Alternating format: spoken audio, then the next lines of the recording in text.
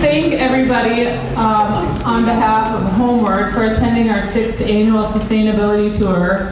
This has been an event that we hold very dear and put a lot of blood and sweat and tears into it. As you can imagine, with the weather we had this week, we were just biting our fingernails wondering how this day would turn out.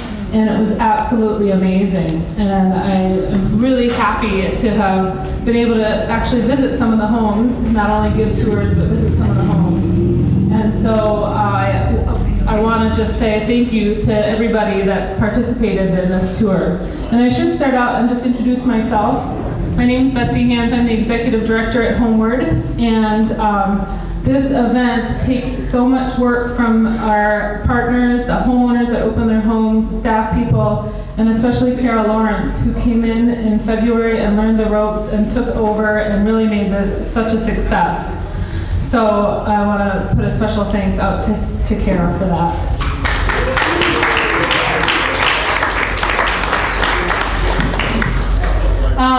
Before we get started with the real meat of the program, there's a few things I want to just tell you about. One is HomeWORD, because I feel very passionately about this organization that's been around Missoula for 13 years. And one of the reasons we do this event is to raise awareness around both green building and affordability. So if any of you had the chance to visit a few of our projects, you'll know that we really truly reach out to serve those most in need. And those people tend to be the folks that serve us in the community in all sorts of places and don't make very much money, and they deserve housing that is beautiful and respectful, clean and healthy. And so it's one thing that I love about this event is just really remembering our roots about why we do what we do. So we do want to raise awareness that we provide affordable housing, and it's a really difficult job to do. And we hope that more and more people embrace affordable housing in this community by seeing that you can do really good work. There are a few other things that I have to recognize, and that is that this event is possible through lots of sponsorships, and it's been amazing to see each year how we grow in terms of getting support from everybody, from small to big. And this year, if you open the back of your tour guide ticket, you'll see that we thank all of the sponsors, but the platinum sponsors especially play such a big role in supporting HomeWORD and the work that we do. So we have our local groups like Rocky Mountain Development Corporation, thank you, Rick, and PPL came in. PPL is an energy company, and Arrow, another nonprofit, actually helped sponsor this because they have a mission to use these tours to educate people more about energy efficiency in Montana. Riverworks, and they're a local group in architecture and consulting and building and do quite a bit of green building in Missoula. And Energy Techs. Energetics, thank you. It's been a long day. Lastly, and I'll probably have more announcements as we get through the evening, but there's one thing that I would like to point out. For those of you that feel like you learned a lot but can't remember it all because it was a long 5-hour tour, and oh my God, that was a lot of information. We have put together a green building resource guide that's for sale for $10, and really that just covers the fact that we're printing that out of our offices. It's the 4th edition, and we really put a lot of research into it, and the idea behind the guide is that you can read all the books you want, and you can decide the things that you want to do, but you don't always know where to turn to in your own community to find those resources or those local experts.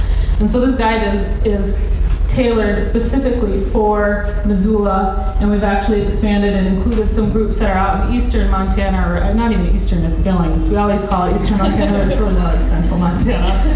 Anyway, we do work out there as well, and so anybody that's not from Missoula or knows people out that are east of here, they can use some of the resources in there from the other half of our state.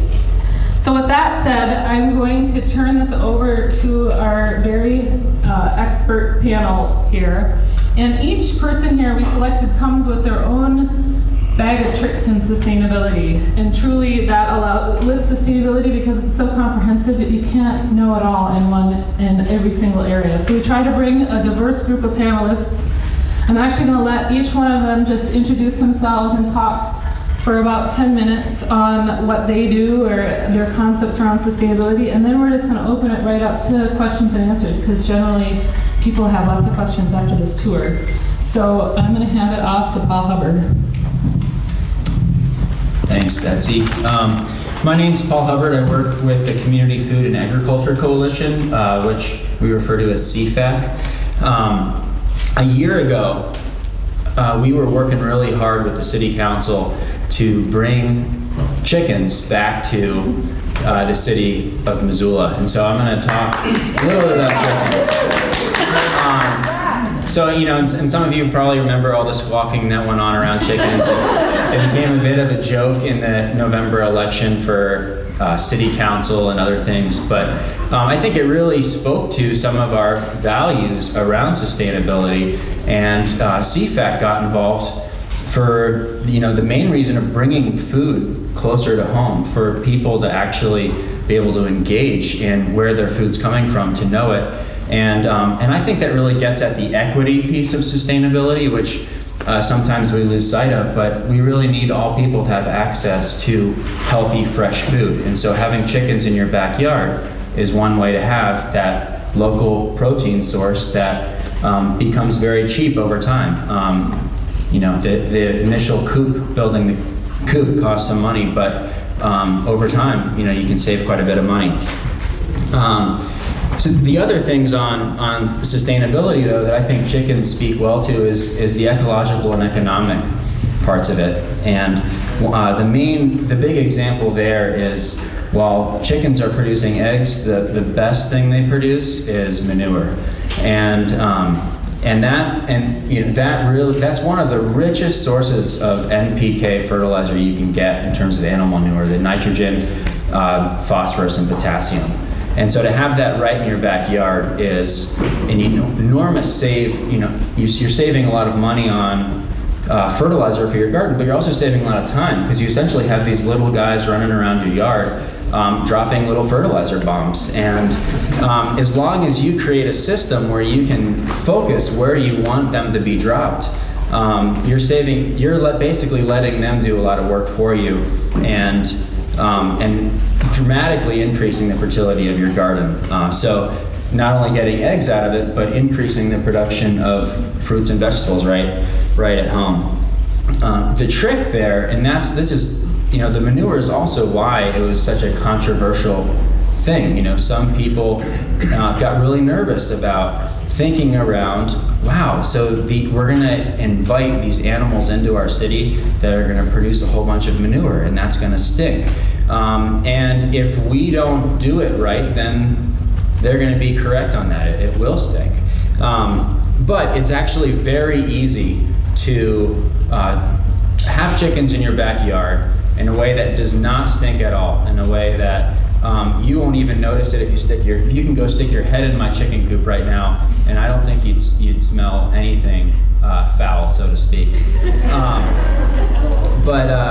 And so one of the ways I manage for that is to basically create little compost piles. My coop, it has no floor on it. It's basically 4 walls and a ceiling. And so I literally go out and lift it up and move it before the manure gets too deep. And essentially, in low concentrations, chicken manure does not stink.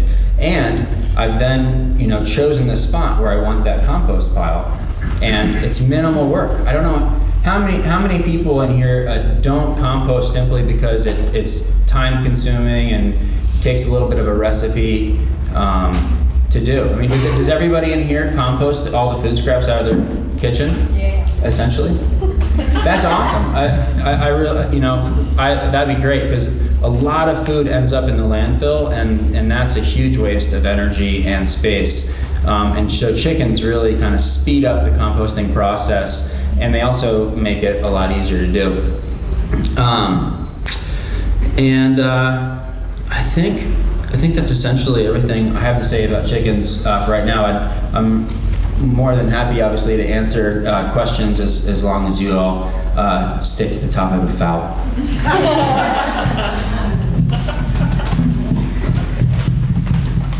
Thank you, Paul.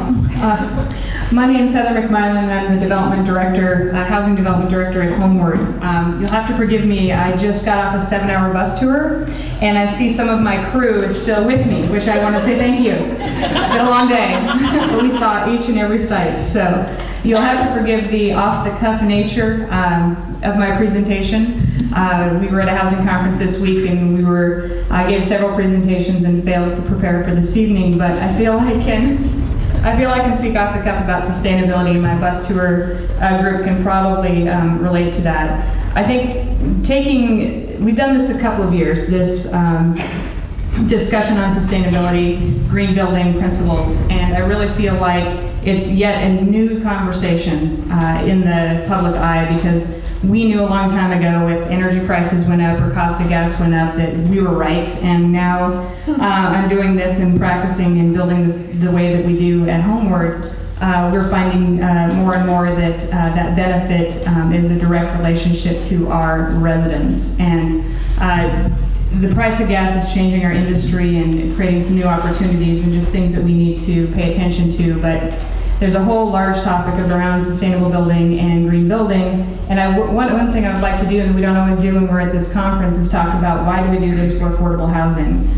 So I want to talk a little bit about why HomeWORD got into the business of green building way back when. We really feel like it's really important. We kind of came in the back door. We were trying to do common sense building. We felt that if we could build a more efficient building where it costs less to run, that was a direct impact on our residents, direct impact as far as their pocketbooks, and a direct impact as far as what they had to pay for utilities or cost of water and those things. So that's a really basic principle that I think everybody understands, is that, and we talked about it about 18 different times on the bus tour today at all the different sites, but really focusing on your building envelope and spending some time there, using less fuel to run your building overall will have the greatest impact. And we're seeing that with our developments, that that energy conservation is translating into direct reduction of what we have to charge tenants. Even if we pay the utilities and that's low, we get to charge less rent, and that's our mission. So that's that combination of why would HomeWORD be interested in green building. Well, that's just one piece of it. We also have the choices we make in our building materials, not only on recycled content, embodied energy, all those pieces. Durability is a real important key when you're selecting materials, and it really affects. And this goes back to home buyers as well, and so does the energy piece.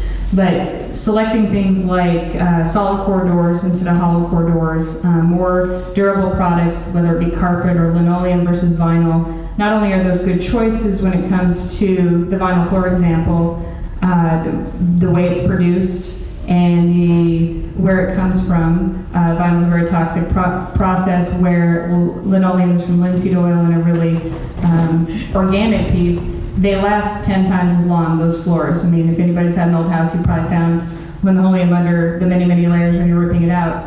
But what that does is, if we're picking products that are more durable and we're replacing less often, that means that our general operating on our developments is lower. We don't replace things as often, and it doesn't cost us as much. So again, a direct reduction in savings that goes to our residents. So I think that's a really important piece. Location is another piece. Where we build is really important.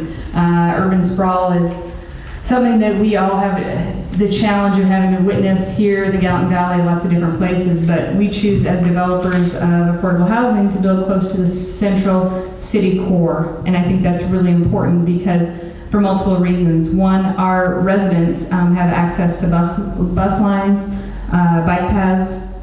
They can walk to the grocery store, bike to the grocery store, mountain line, all of those pieces I think are really important to be building the city core.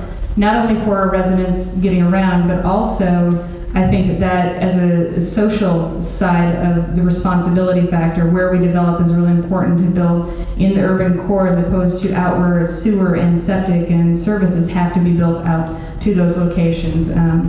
So that's just one reason we choose to do the more complicated development style of building in the urban infill.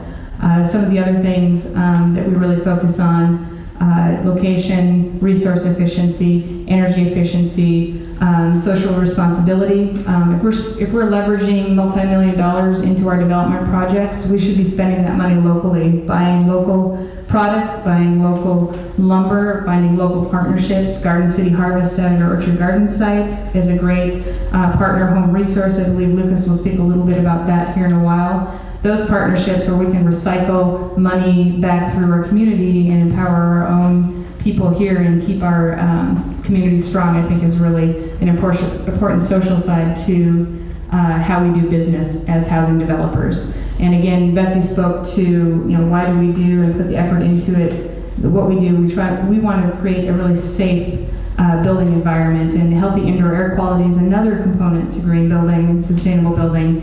And anybody can have health issues, and as long as we're building a tight envelope where air exchange is important. Another key piece to that is doing very low toxic materials that affects our residents or any homeowner. Speaking and talking about the choices you make about off-gassing and sealants and those pieces, really important. So those are just a few key things as to why on earth would HomeWORD be hosting a sustainability tour and why would we be interested in it. Again, it's been a long day and I'd be happy to talk more about it as we get into the question and answer session, and I think that's really where the meat comes in the discussion when you're talking about sustainable building, so you guys should be thinking about questions you want to ask us that we can round robin as we move forward. So I'm going to go ahead and pass this along to Lori. Thanks. I'd just like to thank HomeWORD for all the work they put into this. It's really awesome and a great opportunity.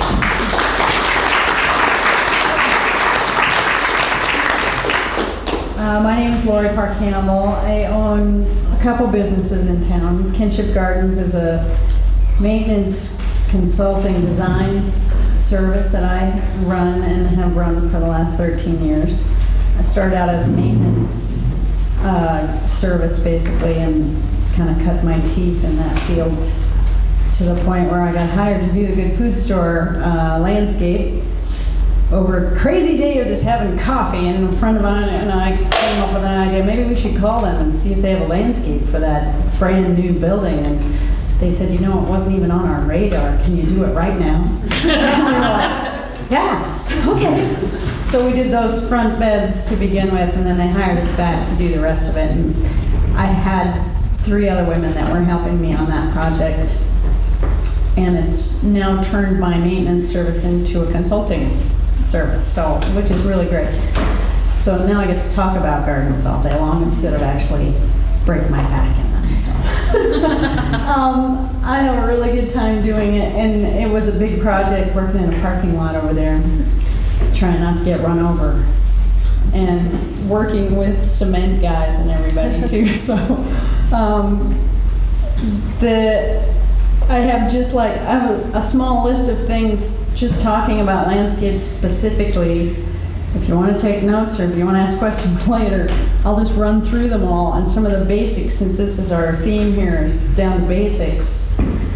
Of course, I think, though you wouldn't have known it from the last week, we do live in a high desert. And we get 12 inches of precip here annually, which is definitely desert land. We're at 3,000, 3,300 feet. We have not a lot of humidity here, and we have to start designing landscapes that make sense in this kind of high desert situation. And we can think of it exactly like Salt Lake City. It's where I'm originally from, with 10, 11 inches of rain a year, if that, 8 to 11. We can think of it like Santa Fe, all these really intermountain climates that have very little precip. We have to stop planting things that require us using a lot of water because it's going to be our most limiting resource. Though, like I say, with the snow down to the valley floor, you wouldn't think so, but you could kind of feel it today. We went from 32 to whatever it was out there today, and you really get an idea of, boom, it's going to do this and take us into August. So water is our most limiting resource. So when you do use it efficiently. I use a lot of inline drip emitter systems, which are pretty darn easy to install for even the homeowner, and can become snaked through a landscape and covered with a mulch. So keep your water on the ground, and when you do water for long periods at a time and infrequently, so that what you're causing then is plants to get a really healthy root system that goes searching deep for water, so that they don't have to, when you water these, you know, when your sprinkler guy will come and set your clock for 10 minutes every other day. Take the 10 minutes every other day, add it up, and do it 1 day a week. And plants will live. I have proof right around the corner here. And you can really encourage strong roots and a lot healthier plant material. So those are the basics on water. On light, I always say use the right plant in the right place. I oftentimes get pulled in a consult and people say, why doesn't this grow here? And it was planted here originally, it seems to be fine, but in the meantime, trees have grown up, shrubs have grown up around it. This full sun plant is now living in a full shade environment. And optimal environment creates optimal health, so try to keep things like that in mind when you're designing. And I also say design for maintenance in mind. You have to remember there's no such thing as a low maintenance or a no maintenance. There's a no maintenance, no such thing as no maintenance gardening. And we see this a lot with our, unfortunately, we have 5 people on city parks that are maintaining thousands of parkways, and you drive up and you look over and there's just no maintenance going on. And we have to stop, doing this, and if we're going to design for, low maintenance, we have to take all these things into consideration. And you've got to design for maintenance in mind with if you have the time to put into it, that's great. If you don't, you have a money budget that you can put into it. So you have to remember these things when you're designing your landscape. And I have another note here about plant choices. We live in a USDA hardiness zone of 5, which means we can get, not very often lately, but it can happen to negative 25 degrees in the winter. And we usually get 2 cold snaps like that. So you expect when you go to a nursery that they will have that in mind for you, and that's not necessarily always the truth, but you can look on a plant tag and see what zone that plant is for. So always look for zone 5, because that will survive here. We're working on getting to a zone 6 here pretty soon. And we have a banana belt, which is a zone 6 in Montana, up Plains, Dixon, where they can grow melons. You see peaches coming out of there, you see melons coming out of there. That's a zone 6 climate, which is very similar to things like Walla Walla and Salt Lake City. Some of these warmer, have a little bit longer season than we have here. I always tell people, when you're going into a nursery to buy plants, try and ask them where are their plants coming from. It's the consumer that guides the buyer. So when you ask, I'm looking for plants that were grown in our climate. We have we're starting to get more. I did this panel about, was it 2 years ago that we did, maybe 2 or 3 years ago when we started the first year we did the tour. And I said, if anybody wants to start a native plant nursery, you'd make $1 million. And it's still, there isn't one here yet. So that's still hanging out there if anybody wants to start a business. But if we can gear towards right plant choices, and that helps a lot when we get plants from our intermountain climate as opposed to coastal, which most of the nurseries get things from Monrovia and Skagit, and they're all on the coast, which makes no sense here. You'll get rhododendrons here in April that are in full bloom, trees that are in full bloom. You plant them in your landscape, we get snow on June 11th, and they're like gone, they're de-leaf, and you have a hard time getting a healthy plant out of that. It's a big struggle to acclimatize a plant coming from the coast to an intermountain planting zone where we don't have any humidity and any water. They get 40 inches of rain over there. We get, 12 if we're lucky. So try and ask your nursery people, where do you get your plants? We have Glacier Nursery north of us on the lake. We have Progressive Plants down in Salt Lake City. And I have a list that this winter we got a bunch of us together and had a gathering of like minds, invited all of the architects, landscape architects, designers, contractors, maintenance people, irrigators, and tried to see who all was out here in our town, in our area, and just start to do some networking. So I do have a list of people in all of those realms of the landscaping, and you can contact me. I have a business card up here if you want to contact me. I'll send that to you or email it to you. Plant choices, back to that, just one more thing I wanted to say was a lot of times to pull in a cohesive design, you can pull colors off of the building and use them out in the landscape. We did that over at Good Food Store. You can see it. A lot of times you don't understand why it looks nice, but if you start to piece it apart and go, oh, that green is up there on that wall and that red is up there on that wall, you can really make a landscape pull together. The permaculture theory, which is all about collecting water, right plant, right place, French intensive gardening, using space in a really good way so that you get the most out of small space. Most things that need the water and the maintenance are planted within a 50-foot area of where the house is, so it's easily accessed, it's easily watered. Outlying areas are planted with wildlife corridors in mind. And I have two small lists. One is, well, I was trying to get 10, but only came up with 9 deer-tolerant plants. If you'd like to take this list, because we're ever more encroaching into areas that deer have. And it's the same with bison. It makes no sense to haze these animals or to try to keep them out of areas where they have run pathways for eons, their generations have. If we can start to learn how to plant with them in mind, or by distracting them in some way, or planting things that we absolutely have to have that they love in smaller areas instead of, always spraying deer away on things and plant skid and all of these deer things you have to go out and spray every time. So here's 10 deer-tolerant plants I'll go through. The Artemisia family, which is the sage family, perennial geraniums, lavender, Russian sage, aronia is a shrub, the salvia family, hyssop, peonies, and veronica. Those are pretty darn bulletproof. Of course, my list gets smaller every year, so. And then I'll tell you, with that maintenance in mind, designing, there's plants that you might not want to use up close to a building or in a garden situation, things that you would want to keep out in the outskirts in those sort of wildlife corridors, as the permaculture theory suggests.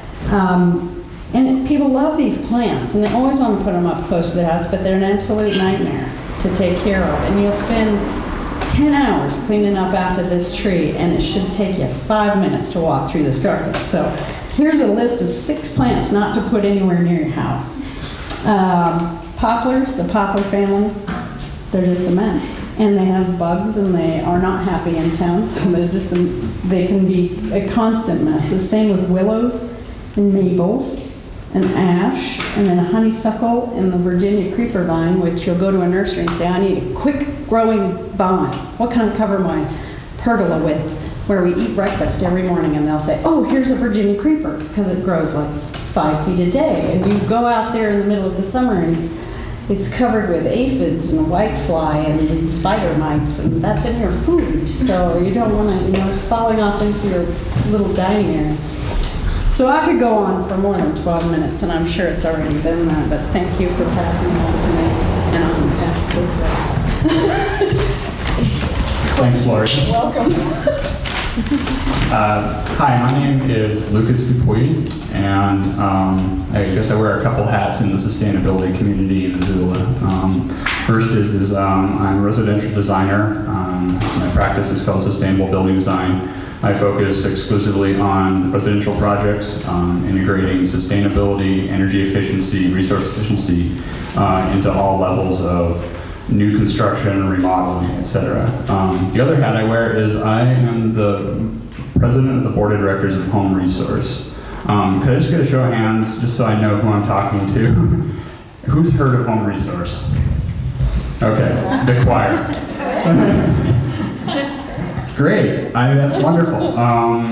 So I'll give you the very brief version. Home Resource is a building materials reuse center. We are a registered 501c3 nonprofit, established in 2003 by two very determined, slightly crazy individuals named Matt Heisel and Lauren Varney. Since then, we have grown to a staff of 14. Exponential growth every year. We now offer, in addition to reused building materials, sustainably locally sourced new building materials, and most recently we offer to come to your house and take it apart. Sustainably, with precision.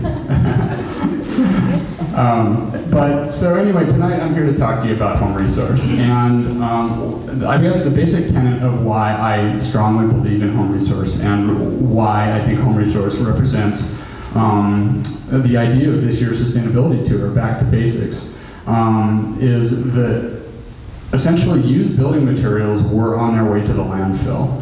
And now they're not. They're reused in your home, in your rental property. People throw things out because they go out of style, because they don't like them, because they don't need them anymore. Most of the time, these materials still have life left in them, especially when you look at older materials that were more durable. Take, for example, cast iron bathtubs. Cast iron bathtubs can be refinished for pennies on the dollar purchasing a new bathtub, and you'll find a lot of them at Home Resource. Same thing with wood products. I mean, I don't know how many of you ever heard a carpenter or woodworker say to you, wood just isn't the same as it used to be. Well, that's true, because the way it used to be is it used to come from big trees that grew slowly, and it's stronger, it's harder, it's more beautiful, and it was used just because it was wood back in the day. And so when you take down an old building, or even a 20-year-old building, the wood in that building is better than what we have today. And you'll find it, you saw it in a number of the homes on the tour today, where people took what was a floor joist or what was tucked up in the attic, and they're redisplaying it as their windowsill or their stair treads. So it's a great opportunity to find those hidden treasures at Home Resource. So those are just a couple examples of the things that we have. We also have something that you bought too many of when you were doing your project. A lot of contractors come to Home Resource and they donate their excess inventory. So you can find something like, a whole house worth of fiber cement siding. You can find brand new plumbing fixtures that are simply discontinued at one of the local suppliers.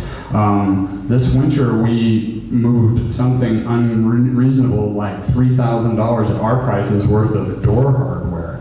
Brand new doorknobs and hinges that were simply no longer carried by a local hardware distributor. So they gave it to us, and we sold doorknobs that retailed for $15 to $30 for $3 to $4. So lots of people can take advantage of that.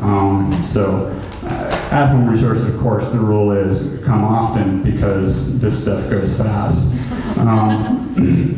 But the whole point is that we divert a lot of materials that otherwise would end up in the landfill into reuse, and that is fundamentally very sustainable. Since we opened in 2003, we estimate that we've diverted nearly 4,000 tons of material from the landfills in western Montana. And every year it gets larger. I mean, we recently took apart the old Liberty Lanes bowling alley building that HomeWORD's building their new project, Equinox, on. And out of that, we reused everything from lumber to bowling pins to maple bowling alley lanes, which you will see creeping up in homes and businesses all over Missoula this year. We also reused a 14,000 square foot steel building, which we hope to reuse for our own homes. So considering that this material would at best be recycled, at worst and most often dumped in the landfill, you can pretty much look at anything you buy at Home Resources having a carbon footprint of 0. Wow. So the other part about Home Resource is that we are a nonprofit and we need to keep the lights on and we need to keep our staff paid and eating, but we don't aim to make a lot of money. And so everything we sell at Home Resource is generally marked someplace between about 3% and 90% of what it would cost retail. And so Home Resource becomes a real great opportunity for anybody with limited means and a lot of imagination to come and improve their own homes, whether it be simply putting in a new kitchen sink, or residing their house, or building a chicken coop, or building a whole house. We do offer, we're working towards being a one-stop shop, and we realize that you don't probably want to straighten nails and reuse them. But with the addition of our line of locally grown, locally harvested, sustainably harvested framing lumber, it's a product called Goodwood. You can actually buy all the framing lumber for a new house. And Goodwood's a great story about sustainability as well, because what Goodwood is it's the same timber that's coming off of the same forests that anybody else is cutting. However, we have what's called a chain of custody system, where we have foresters who go out and certify that wood is being cut off of sustainable cutting operations, and that the land is being respected, maintaining biodiversity, maintaining setbacks from stream sides, etc. Those logs are then marked and they're sent to 2 local mills, Pyramid Lumber in Sealy Lake, Tricon in St. Regis. Those are both less than 100 miles from Missoula. All those logs are then milled at the same time and delivered directly to Home Resource. So the advantage of that is that Goodwood is competitive and sometimes cheaper than conventional framing lumber that can come from Oregon, Northern California, British Columbia. And everybody involved in the Goodwood program, down to the sawyers and the log truck drivers, gets paid a little bit more. So that's truly sustainable in my mind, because we're keeping the money in the local economy. We're using a resource that is abundant and available as long as it's harvested responsibly in Western Montana. Finally, I guess I just wanted to make one more pitch for decon. And deconstruction started because Lauren really sheds a tear every time he sees a bulldozer run over a building. And so we started looking at, what is available, what can actually be pulled out of an old building. And you'd be amazed what we can actually pull out of an old building. We'll strip the copper wire, we'll recycle the steel pipes, we'll, in some cases, reuse every stick of lumber in the house. And what goes to the landfill is a fraction of what would have gone to the landfill under conventional demolition, at nearly the same price of a conventional bulldozer and dumpster. The other advantage is that when you hire deconstruction services, we charge you a fee to deconstruct the house, but then you donate those building materials to Home Resource, and that becomes a tax write-off for you, because we are a nonprofit. So it's really a win-win situation for building facility owners. You don't have to give us the materials, but we certainly appreciate it. So anyway, that's kind of like the short version of Home Resource. I'd like to leave it open for a lot more questions. There's very helpful, knowledgeable staff at Home Resource, and a lot of people of the same sort of down to basic sustainable lifestyle type of crowd who shop there. So the last thing is it's a great opportunity to network. So even if you are looking at that leaky window in your house and you don't really know how you might tackle it, go to Home Resource, and if there's something there that looks like it might work, don't be afraid to ask another customer even, because resourceful people shop at Home Resource. Thank you.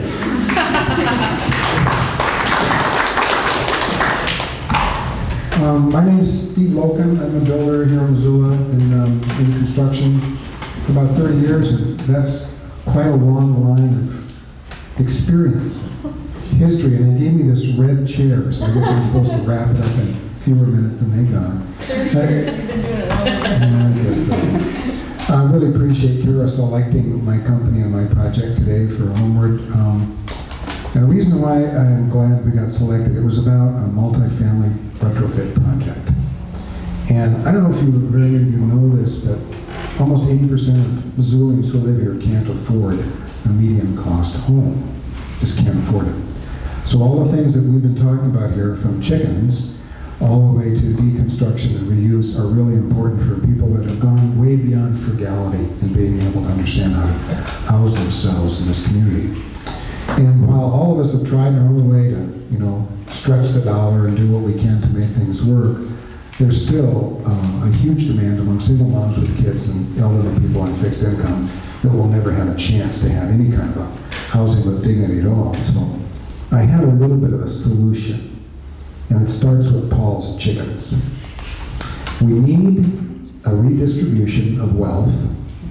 We need a redistribution of wealth to be able to provide housing for people who have no options. So my suggestion is to take Paul's chicken coop idea and surround places like the Stock Farm and Big Sky and Yellowstone Club with chicken coops, with roosters. Eventually they'll come screaming and crying to figure out a way to subsidize the rest of the people who work for them. Heather's idea about the dignity that HomeWORD's trying to provide for everybody in this community and other communities across Montana who really have nothing, when we have the second lowest per capita income and people work their whole butts off their lives to live here and to stay here and end up with little to nothing and deserve something better than that. Heather's idea is a noble one, that WORD is here to be able to provide the mechanism to do this in this community, and that is a huge thing.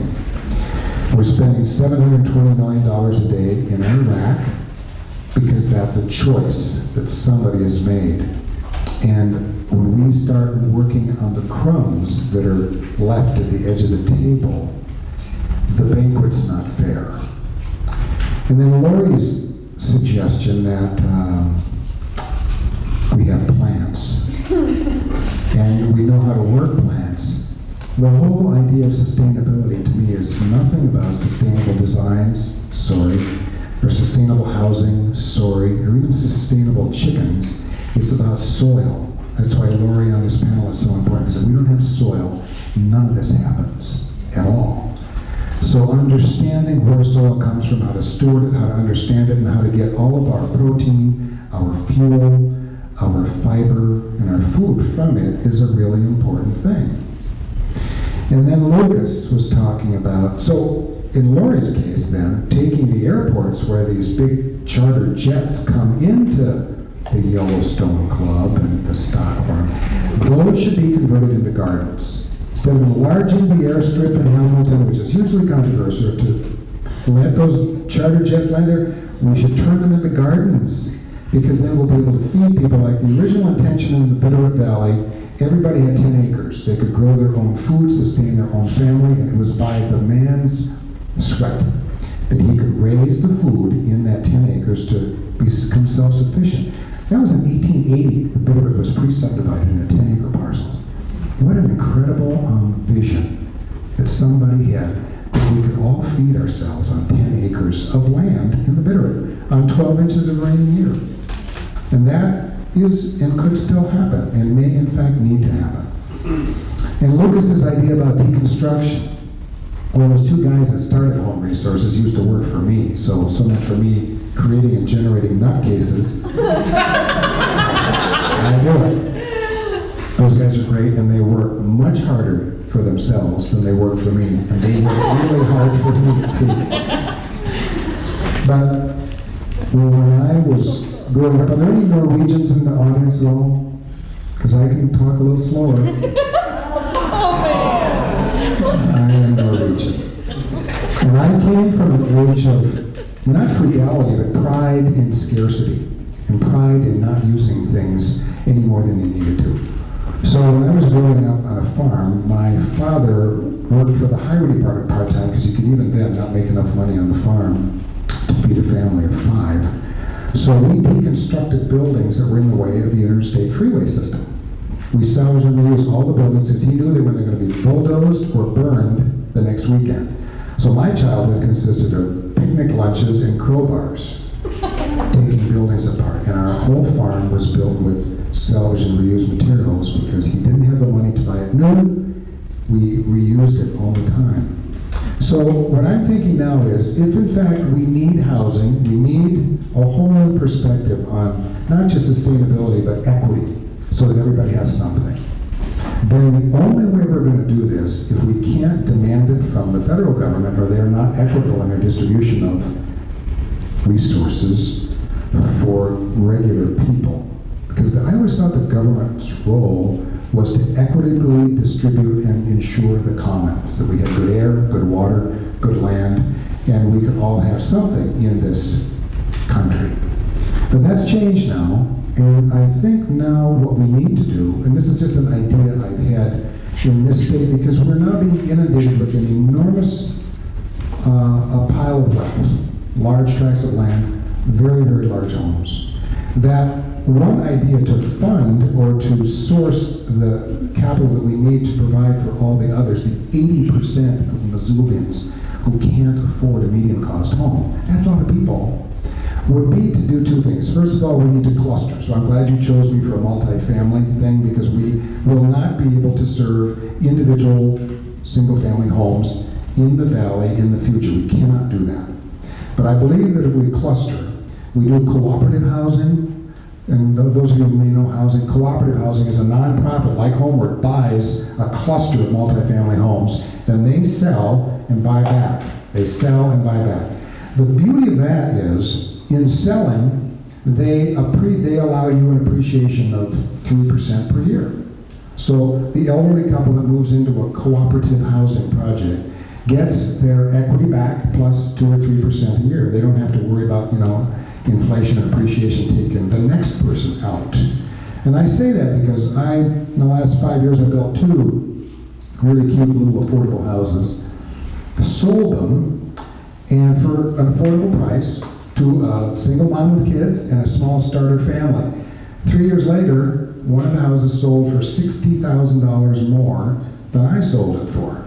Now that was the marketplace at work, and the guy did really well, but screw the next guy who wants an affordable house, right? So how do you keep people in the queue the next time so that they could get an affordable house? It will not work unless we have cooperative housing. So the nonprofit controls the cap of how much those houses appreciate each year.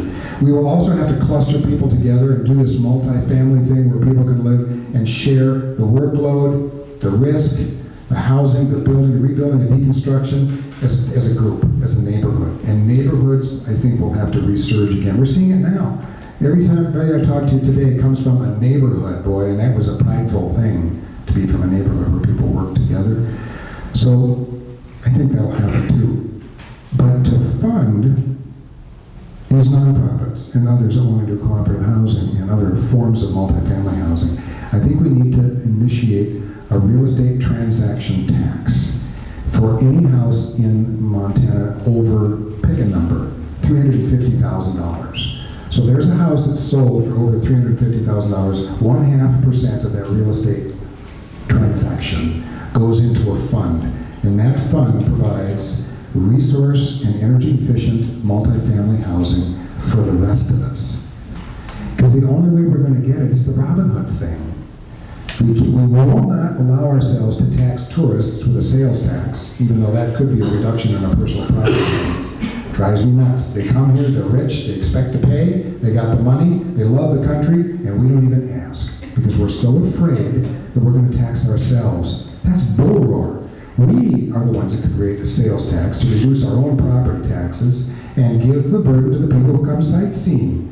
But we won't do that. So let's tax the rich whenever they sell property, which sells frequently enough to put millions of dollars in a fund that will house. I'm talking about housing now. I'm not talking about estates, just talking about simple housing for people.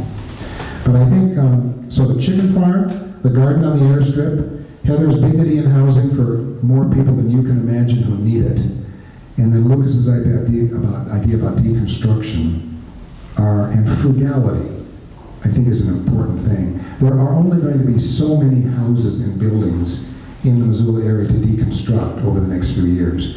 But the sense is we don't want to waste things. Well, we also don't want to waste people's lives. We don't want to waste kids. And their future depends on how we make these decisions today. And I think there's a lot of people who come to this state that just love it here.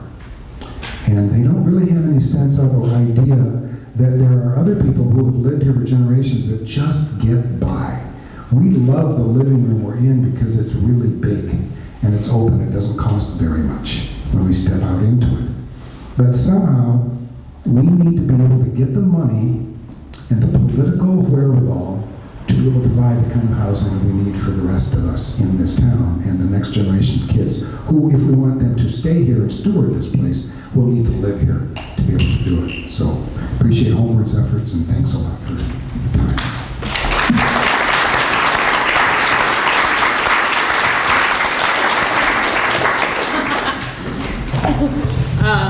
We just want to open it up to questions for the panelists. So anybody that's dying out there to ask your question from the day or from some of their comments this last half hour, please raise your hand. So I have one actually, and it goes right back to Steve. I want to hear more about the Dakota Greens project that you're doing, because if anybody's familiar with this boulevard area that's been redeveloped around Dakota Street, which is right off of Russell, it's been a community project and it's very inspirational. And it's not common that you see people come together to improve a boulevard in the way that you have been doing. So if you could just tell a little bit about that process, I would love to hear more.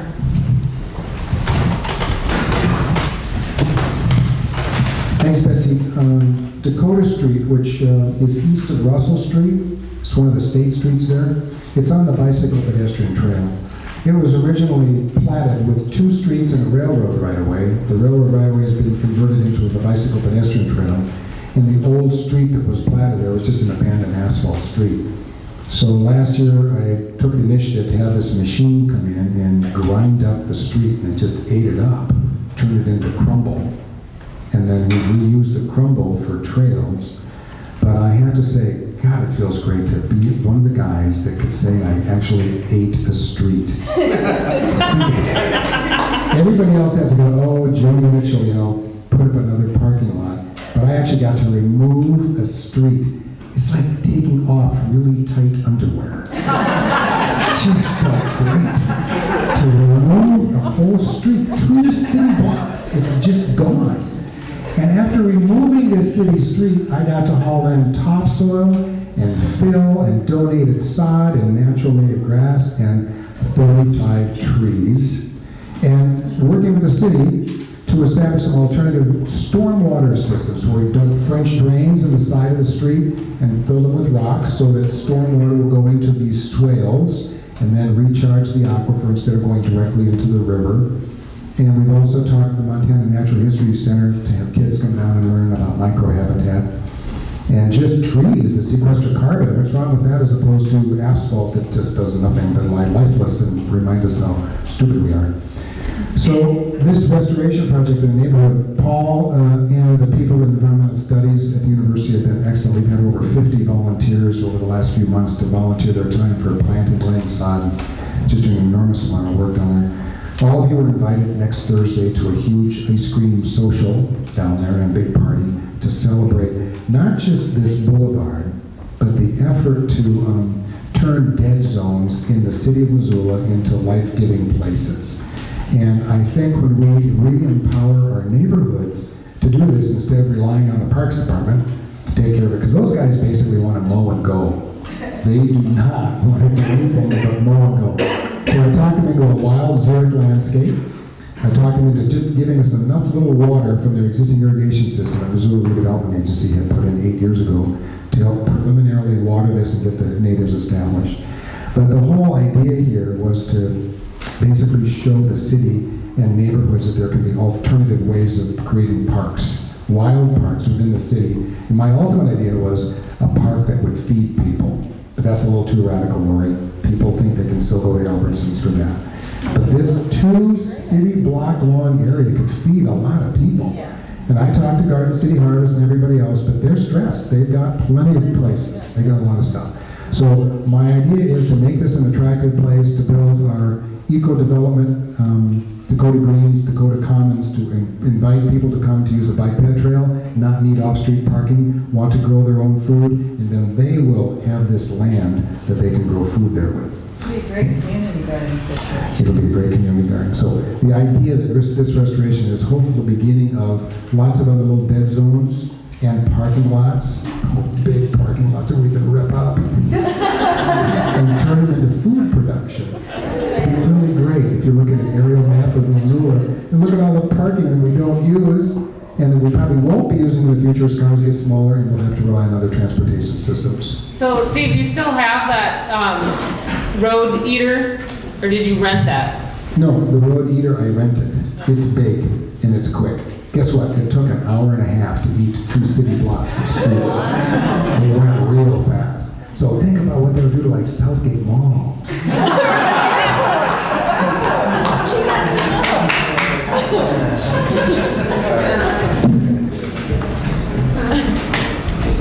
Martin?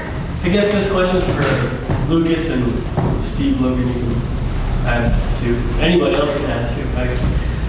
I see a lot of buildings in Missoula get crunched, and it really bothers me too. Like Lauren, it brings a tear to my eye because I worked on the deconstruction crew for Home Resource, and it's been a great experience. And there's so much room for expansion there, in my opinion.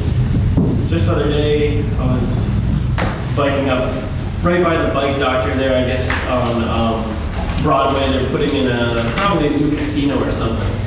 But they destroyed the old casino. And this is in between job with Home Resource, and we're waiting for Trails and Bar to come in, which is our next project, hopefully. Although it's a building with some significant historical aspect, I suppose. It's an old bar. And it's like, they crunched that in a day. It would have taken us maybe a month, maybe less. But while they were excavating the front lot, that building was just sitting there empty. And we could have come in there during that month, because it's been a month, and dismantle and recycle. Generally, I'd say we recycle 90% of the buildings that we touch. That's a lot. That's saving taxpayers money because we're not going to have to open a landfill in the future.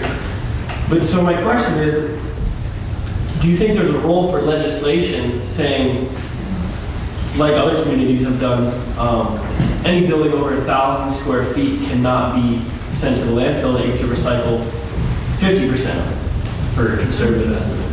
And that could be construction site services just crunching up the wood, so it's not in the landfill, so it could be feeding some container or mulch, or, so I guess the question is, where's legislation for deconstruction? And then also, Steve or Lucas, where is legislation for getting, for starters, publicly owned buildings, the city-owned, county-owned buildings? Where is legislation to get those more efficient so it's saving us money in the long run? Martin, I certainly share your sentiment. I think legislation is, however, kind of a scary word. What I prefer is incentivization. And unfortunately, the building industry changes kicking and screaming. Name one product that you can buy today that is built exactly the same way it was built 100 years ago. A single family wood framed house is built almost exactly the same way it was built 100 years ago. So when it comes to demolition, ironically, back when the resources were scarcer, people used to take buildings apart because they needed the stuff out of them. Now it comes down to simple economics. So the place I would start to get deconstruction into the mainstream is with the bank, because the bank is the place that says you have 90 days to crunch the building on the site and get the new one up, and during that 90 days we're going to charge you 13% interest on a construction loan. That's stupid. That is not productive, and the only people benefiting from that is the bank. So I would start with incentivization. Go to the lenders and say, give us a break, give us a month of half-rate interest, something like that, so that we can reuse this building, so that we can keep this crew of people working, so that they can, earn money, pay taxes, and then come to that bank for construction loans to build their own homes, right? So that's how I look at that. When it comes to commercial and public buildings being legislated into being resource efficient, We're seeing that happen all over the country. The state of California particularly is saying, in the city of Los Angeles, any building over 50,000 square feet has to be LEED certified. Now, 50,000 square feet sounds big to us in Missoula, Montana, but it's not in LA. It's a pretty normal sized commercial building, condominium, Lowe's, car dealership, maybe storage, it doesn't really matter. That's a big, big step. The city of Santa Monica, California requires all public buildings to be LEED certified. There's generally a held belief amongst designers and professionals in this industry that is going to become pretty much par for the course with public buildings. The University of Montana very soon will require LEED certification. And while LEED is not perfect, one of the things it does is it strongly encourages the recycling of existing infrastructure rather than the demolition. And you get points for that. And so that's, again, going back to the incentivization to do the right thing. Yeah, also, most people that destroy a building in the city of Missoula have to have a demolition permit. So they go into the demolition permit, the city could simply have a 3 or 4 week waiting period, and then the city could advertise the building to be deconstructed. So the advertising would be on the part of the city for free, would create jobs, deconstruction jobs. The demolition people that want the building removed, would know that they have a month to have the building gone at preferably less cost than crunching and dumping it. Because our tipping fees right now in Missoula are still low enough where it's not a disincentive to crunch and dump a building. But I think the awareness that more buildings can be deconstructed or simply moved. The university had those 2 large houses on campus, and instead of crunching and dumping them, which they would have done in the past, they were removed. And that was a very difficult process for the university to do because those buildings weren't easy to move. The bids kept falling through, so they had to do a lot of micromanagement to just get that done. But they were successful, and it worked, and 2 buildings were moved. But the city to advertise a building to be deconstructed with a month lead time wouldn't really bend a lot of people out of shape knowing that they had to take a building down, get out of the way. And then I think that general awareness, I think that's happening more in Missoula than ever before, is lots of people saw that building being walked over instead of being deconstructed. Particularly, it was within spitting distance of the bowling alley that was carefully deconstructed. And the ads you guys had for free materials and everything else was a real eye-opener at a very busy intersection for the act of deconstruction. And that was a good thing. This one was an unfortunate thing that slipped by, as many do. But remember, I've been at this for 25 years, so seeing what's going on now in Missoula is a huge bit of good that's changed. Just to touch on, Steve, what you started to talk or ended talking about with the Liberty Lane site, our latest project. I think that, most of you are aware of who Home Resource is, but we can incentivize and we can legislate and we can try to talk about it, but I think it comes down to basic economics. That's what drives a lot of our building industry and word of mouth. And I want to put out there that we spent less money on our deconstruction by having Home Resource come in and take this building apart. They had a very organized site. A heck of a lot less went to the landfill. And if you can talk about crazy guys going out, and Martin, I don't know if you were one of them, but taking a big, huge snow shovel, beating it into a spade and scraping the ephes off the outside of a building and then reselling it as insulation. Nobody's that crazy, but they are. And it's amazing. And so I had so many comments, and people were actually, before we started the process, people were questioning whether Home Resource could handle this work. And by the end of the day, they were asking for their number because they had the most organized job site. Sales happened right off the site. It happened, we went a little over time, but that was simply because we ran into some more abatement issues. I have nothing negative to say, so I'd say word of mouth and promotion, and you guys are all aware of who Home Resource is, and I'll testify and say that I saved money, and it was far more organized than any other deconstruction job site I've ever run. So I think word of mouth and economics are going to be a big kicker too. I just want to ask a question. Are there other deconstruction services in town besides Home Resource? Instead of talk about a native plant nursery being a moneymaker. I mean, this is a whole other business that's opening up. There are two other individuals that I know of who have been doing this on a more selective basis for a long time, and that would be Gary Delp with Heritage Timber and Scott Edgerton with Timeless Timbers. They tend to concentrate on larger post and beam structures, buildings that have a real value. And I know both of them have taken down crappy little houses and garages. So, you know, it kind of goes back to reinventing the wheel. People used to take buildings down because they needed to, and then we just got fat and lazy in the 80s sometime and stopped doing it. So there are a few solid individuals out there who have made a living and a career out of doing this. I have 3 questions, actually. I wanted to know about, and this would just be nosy and probably job specific, but about First Interstate job. And I under the understanding that that's a LEED certified, but I'm curious what happens to some of the building materials.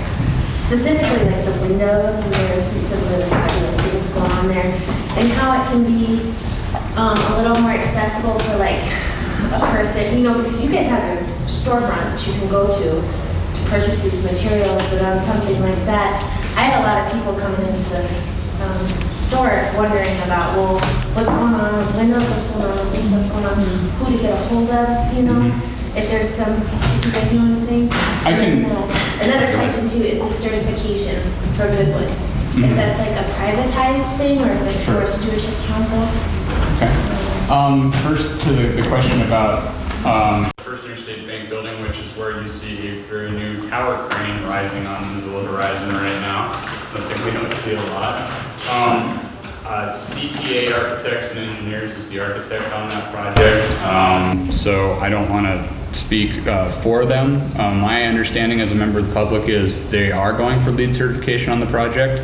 I can tell you that when they started deconstructing that building, they did strip all of the roof insulation off of it, and it went to Home Resource. We had huge chunks of insulation around all of winter, so they did really go to that extent. They picked up all the commercial floor carpet tiles in the building and put them out on the sidewalk, and Missoulians swept them up within hours. You know, they maybe didn't go about it as surgically as Liberty Lanes was, but I know they sorted out all the aluminum storefront. They sorted out all the rebar. You know, that LEED has its own sort of definitions for what constitutes reuse. And that was, to their credit, a difficult building because it was a ferroconcrete building. So they did send materials to recycling, but there was a lot of concrete in there that sometimes is... Yeah, they called us up and said, come get 2 acres of insulation. And, you know, again, I know that insulation went to lots of projects around Missoula.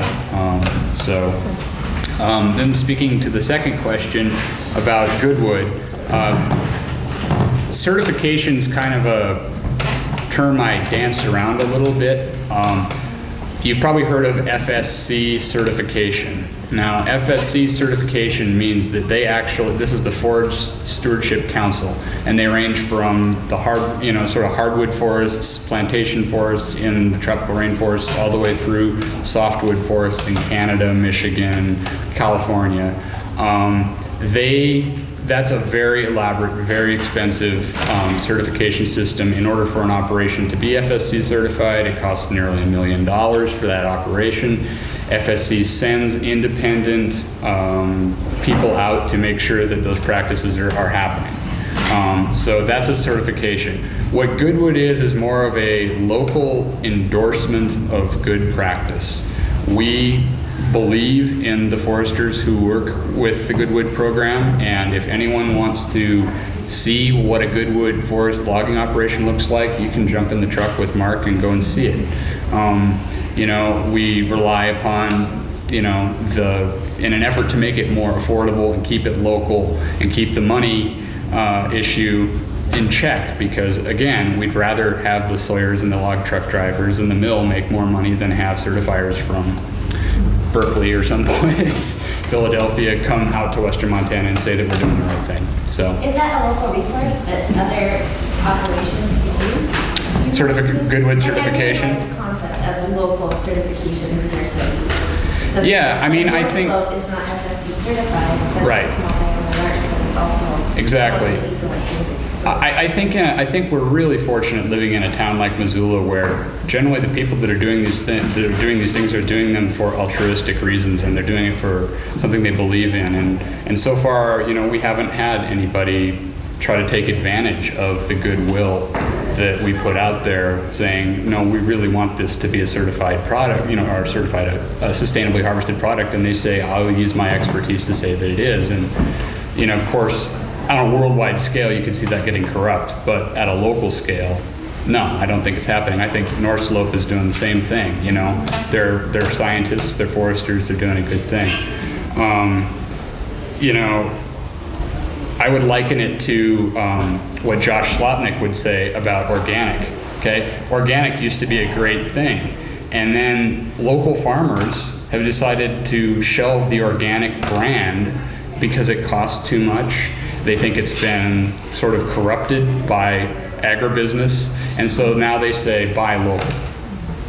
Trust your farmer.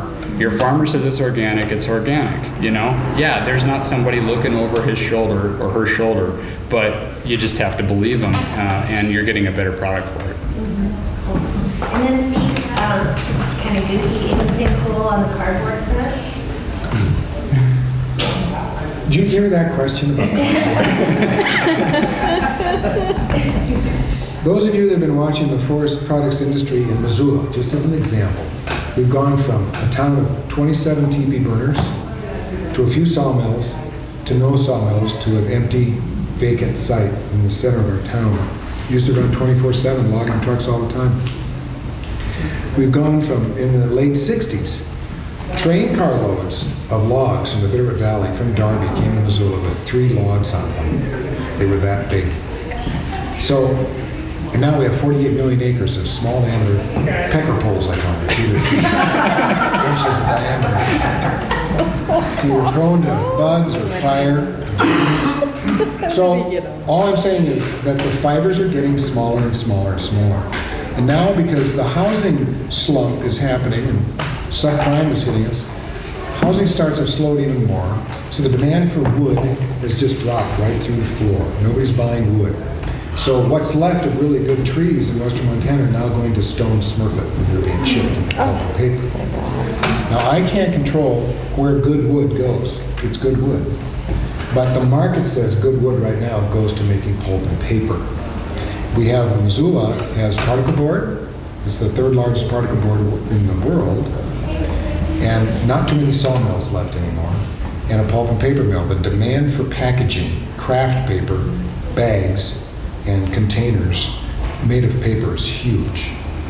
So what I'm thinking is, if in fact the fibers are getting shorter and smaller, and we can't wait long enough at a drive-in for a cheeseburger, because we all get impatient with that, who's going to wait long enough for trees to get big enough to be saw timber in the future when the saw timber market might come back?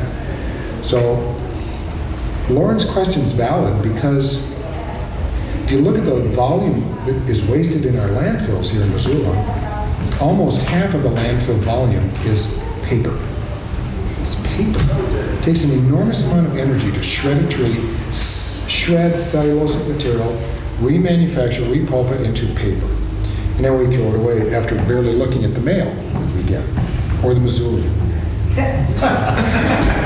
So what I believe is happening, and about 7 years ago I had a chance to go to England to do a research project on the pulp and paper industry over there, because they're using it for buildings. They're making buildings in Europe out of paper.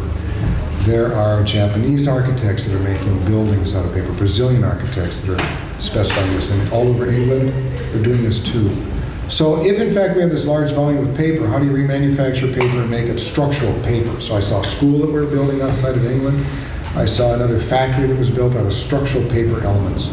We built 2 houses here in Missoula that use structural craft paper honeycomb floor systems, roof, walls, and floor. And paper is incredibly clever. If you fold it, you can put a book on a sheet of paper if you fold it properly. It has incredible structural capacity. So what she's asking is, what we've been talking about is, what's the future mean to us in Missoula? Oh, I think the future will be more of a cellulosic-based industry. We will be using shorter and shorter fibers, smaller and smaller trees, reconfigured in different ways. And I think the future of paper is a very bright one.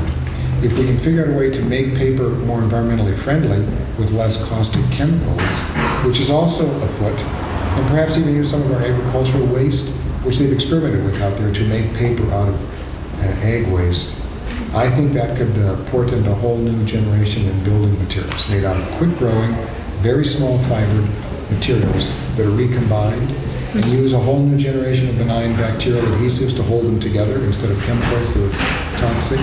So yeah, I've got a lot of hope that a lot of people around the world, and here in Missoula too, will be able to find ways of reconfiguring this for shelter, for housing people, as well as tensile structures like canvas, because I believe that also has an enormous potential, is large structures that are ephemeral or tensile structures that can, like tents or teepees, but done in a clever way that can be deconstructed and put together in other ways. It's still on the top. Oh yeah, paper rocks. I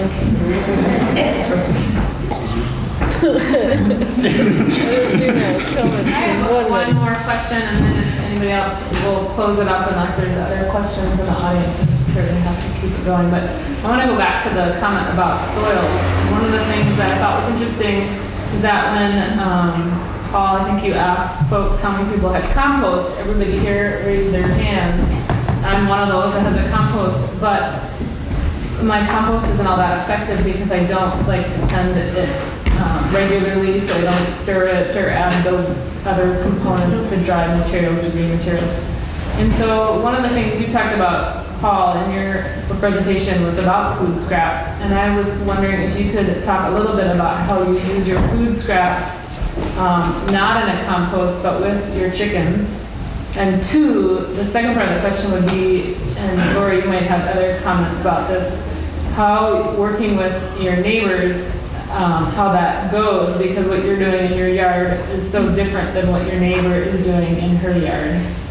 So kind of, it's a twofold question, but one, just to kind of look at food scraps not going into a compost, but being used to fertilize your soil. And then the other piece, how do you actually explain to your neighbor what you're doing when you're throwing food scraps into your yard? Well, I'll start with a story of my neighbor.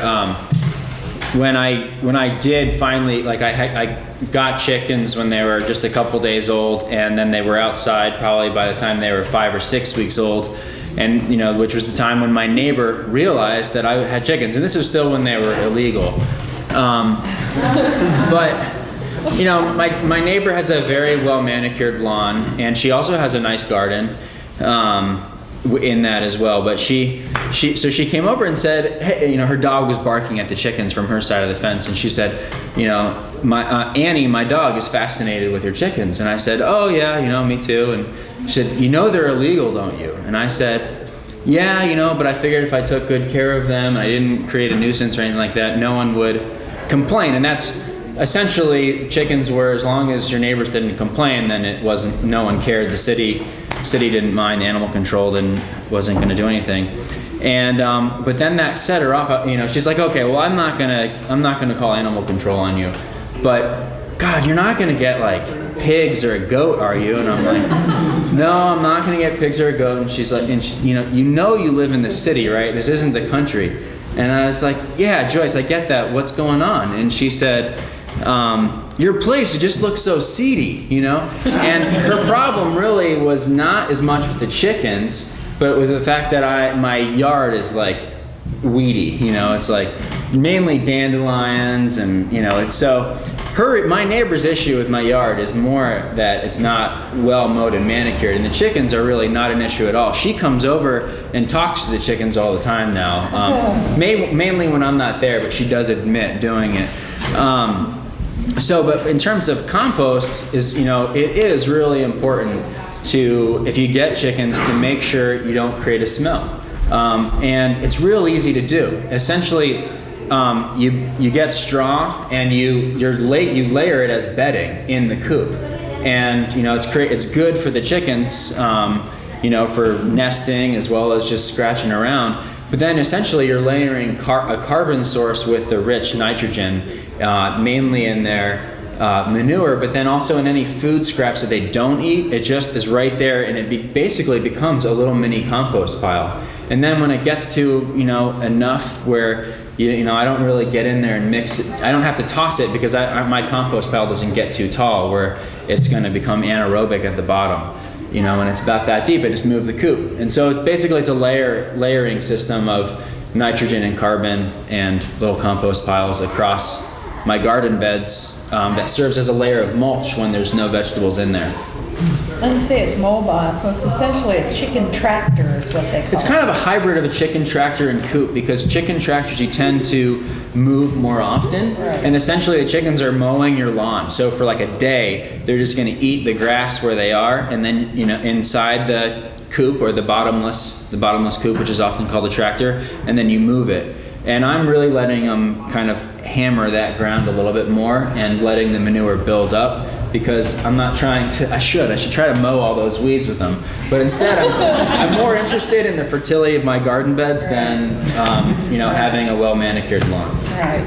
So if we're all hearing Paul correctly here, it's not so much that he's a citizen of Missoula that has a chicken violation, but that he's seedy. And all I can say up here is that we should celebrate seediness. Because the mono-line of the future with herbicides and fertilizers may not be a very good thing to have. Even though it looks really clean and monolithic, I'd say celebrate seediness. Don't you think? Oh, absolutely. And I just think that I have a couple things to say along the composting line. A while back there was a complaint, letter to the editor in the Missoulian about the stinkiness of the eco compost. And I, quite frankly, was appalled, because a municipal compost inside a city where you can actually take, and they're taking it free all last summer and this summer too, to build a municipal compost heap where you can go in and then purchase a product that's made out of stuff that we're recycling and not putting in a landfill, actually getting black gold out of it. That's a magnificent thing. Never complain about municipal compost. I was a garden organizer at the North Side Community Garden for a couple summers, probably about 10 years ago. And what Steve was talking about, chewing up asphalt and making community gardens out of it, or a place where people can grow food. We had 50 plots over there that were 15 by 15 feet each that the neighborhood would walk to, and still do today, numerous community gardens around, and grow everything they could grow, to feed themselves by putting food by, etc. I mean, I was amazed, because we were overstocking, and whatever was left, there was 10 of those plots that we were utilizing to stock the food bank, the Poverello, the 316, all of these places where people need food. Where does it get? Our poor people in this town are eating some of the most incredible organic produce that you can imagine. And it's because we can grow food here. And if there was a community garden in every neighborhood, there would be no reason for anyone to be hungry ever again. I was so amazed at the food we were pulling out. Pounds of food. We were overstocking all of these mission places. The Poverello was like, honey, I can't take any more of the cabbages piling up out the back door. Can you take it somewhere else? No, I couldn't. I'd call Garden City. I'm like, they don't want it. What do I do with this? And they would just say, can you put it in the back of your truck and drive around your neighborhood and feed your neighbors? It was the funnest damn thing ever. Beep, beep, hey, I got beets today. Come on out, get some. And people were like, really? It's free food? We had an overstock of food on 10 of those garden plots that fed the neighborhood on the north side. It was incredible. If every neighborhood had a community garden, and at that community garden we had another amongst the gardeners, and using tree waste, chipped tree waste, other things, lawns that had been dug up, making another municipal compost pile that was used on those gardens. On those gardens over there, there is like 2 feet of, I mean, incredible soil from these years of these piling up of this compost. So, and making compost in your backyard, if it's, you know, you have to make a fairly good sized pile to make it work. And it'll cook itself if it's big enough. And you can be a pretty passive composter. And maybe it's a matter of grabbing 2 neighbors, having an easily accessible spot on the alleyway, and building a pile that there's 3 people that can turn it, not just 1 person, you know, that people could use it. I used to, in my garden service, I would give people a 10% discount off their maintenance bill if they had a compost pile. I didn't have one client that had a compost pile. I thought that was a marvelous thing to be doing, you know, incentive-wise, you know, and it's really hard for people. It's just like recycling. It's another way of throwing away stuff, and you just have to be really clever about how this goes in that pile. But municipal compost is a great idea. We do it. Yeah, it's marvelous. Awesome.